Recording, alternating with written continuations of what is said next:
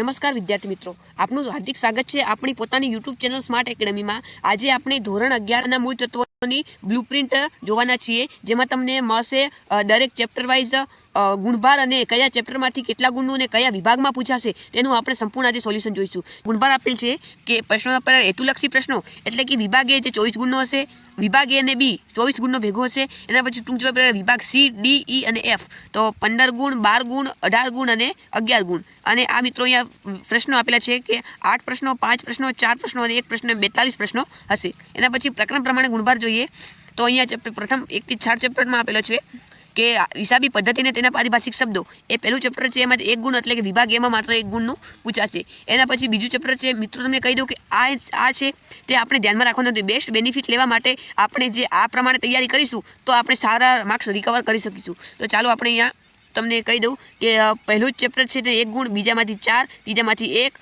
ચોથામાંથી 9 most IMP આમનોદ, એના પછી પાંચમામાંથી 2, છઠ્ઠામાંથી 9, સાતમામાંથી 5। એના પછી મિત્રો અહીંયા તમને આપેલું છે ખાસ આમનોદ, તો ખાસ આમનોદ છે પાઠ, એમાંથી 7 ગુણ, 9માંથી 4, 10માંથી 5, 11માંથી 7, એના પછી અહીંયા 5, 6, 5, 4, 11, 2, 1, 4, 7, 2 અને 2 એટલે આમ કુલ 103 ગુણ થશે, જેમાંથી કુલ આપણે 80 ગુણનું લખવાનું રહેશે અને ઓપ્શન સાથે 103 ગુણ। અને મિત્રો અહીંયા એક તમને સૂચના પણ આપેલી છે કે ઉપરોક્ત પ્રશ્નપત્રમાં દર્શાવેલ જનરલ વિકલ્પ સાથેના ગુણ નમૂનાના પ્રશ્નપત્રમાં મુજબના છે, અન્ય પ્રશ્નપત્ર માટે તે અલગ હોઈ શકે છે। એટલે કે જે આ પ્રશ્નપત્ર છે તેમાં આ જે જનરલ વિકલ્પ સાથે ગુણ છે એકાઉન્ટમાં 103 છે, એના પછી સ્ટેટમાં લગભગ 109 છે, એટલે અલગ અલગ પ્રમાણે હોઈ શકે છે। અને અહીંયા તમને જણાવી દઉં કે આપણી ચેનલ પર તમામ વિષયની બ્લુપ્રિન્ટ મળી જશે। એના પછી તમામ વિષયના પેપર સોલ્યુશન, વિભાગ એ, બી, સી અને ડી અને ઈ સંપૂર્ણ, પહેલા વિભાગ એ અને બી નો અને પછી સી, ડી અને ઈ નો, એના પછી તમામ વિષયના સ્વાધ્યાયના સોલ્યુશન અને તમામ વિષયના આઈએમપી કયા જિલ્લા પ્રમાણે આઈએમપી મળશે। એના પછી આપણે અહીંયા નેક્સ્ટ જોઈએ તો અચૂકથી તમે સબસ્ક્રાઇબ કરી લેજો, જેથી અવનવી નોટિફિકેશન તમારા સુધી મળતી રહે। એના પછી અહીંયા નેક્સ્ટ આપણને આપેલું છે કે વિભાગ એ, તો વિભાગ એમાં કુલ પ્રશ્નોની સંખ્યા રહેશે 100 સંખ્યા રહેશે। એના પછી વિભાગ બીમાં કુલ એટલે કે 100 પ્રશ્નો, એના પછી 8 પ્રશ્નો રહેશે। એવી રીતે અહીંયા 100 ને 8 24 ગુણ થઈ જશે। એનાથી 15 ગુણ રહેશે। પ્રશ્નો આવે છે 25 થી 32, 33 થી 37 અને વિભાગ ડી અને સી, વિભાગ ડીમાં 4 ગુણ, 3 ગુણ અને 12 ગુણ કુલ રહેશે।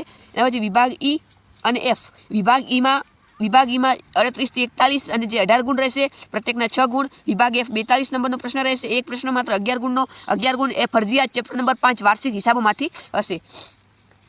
એના પછી અહીંયા તમે પ્રકરણ પ્રમાણે ગુણભાર જોઈએ તો વિભાગ સીમાં મિત્રો, વિભાગ સીમાં 25મો 7મો ચેપ્ટર, 26મો 4થો ચેપ્ટર, 27મો 6ઠું ચેપ્ટર, 28મો 9મો ચેપ્ટર।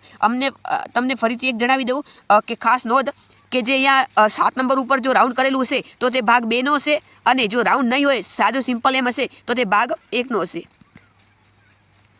એના પછી અહીંયા નેક્સ્ટ તમને અહીંયા પ્રશ્ન 29 જે વિભાગ સીના જ છે, હજુ 28મો 8મો, 29મો પ્રશ્ન 8મા પાઠમાંથી, 30મો પ્રશ્ન પણ 8મા પાઠમાંથી, 31મો ત્રીજા પાઠ એટલે કે જોગવાઈઓને અનામતો, અને 32મો પણ ત્રીજા પાઠ એટલે કે જોગવાઈઓને અનામતો। એમ તમને કોઈ પણ 5 લખવાના છે, કોઈ પણ 8 આપેલા હશે એમાંથી। એના પછી અહીંયા આપેલું છે વિભાગ ડી, વિભાગ ડીમાં કુલ તમને અહીંયા કેટલા પ્રશ્નો છે, 5 પ્રશ્નો આપેલા છે, જેમાંથી કોઈ પણ 3 લખવાના રહેશે। જે પહેલું 4થું ચેપ્ટર, 7મું ચેપ્ટર, 10મું ચેપ્ટર, ભાગ 1નું પહેલું ચેપ્ટર ભૂલ સુધારણા અને 4થું ચેપ્ટર છે હુંડીઓ તે। એના પછી જેને પ્રત્યેકના કેટલા ગુણ રહેશે તે તમને ઉપર અહીંયા મિત્રો જણાવી દીધું કે પ્રત્યેકના કેટલા ગુણ રહેશે। પ્રત્યેકના વિભાગ ડીમાં 4 ગુણ રહેશે। એના પછી વિભાગી જોઈએ, વિભાગીમાં પ્રત્યેકના 6 ગુણ રહેશે, જેમાં પ્રથમ 6ઠું ચેપ્ટર, 11મું ચેપ્ટર અને ભાગ 2નું બીજું ચેપ્ટર એટલે કે ઘસારાના હિસાબો। અને મિત્રો અહીંયા લખવાનું બાકી રહી ગયું છે, જે અહીંયા તમને ભાગ 1નું ચેપ્ટર નંબર 2 માંથી હશે, જે કોઈ પણ 3 લખવાના છે 5 માંથી। એના પછી વિભાગ એફમાં તમને પહેલાથી જ ખબર છે 5 ગુણનો એટલે કે 11 ગુણનો ચેપ્ટર 5 માંથી ફરજિયાત રહેશે, 42મો પ્રશ્ન છે ફરજિયાત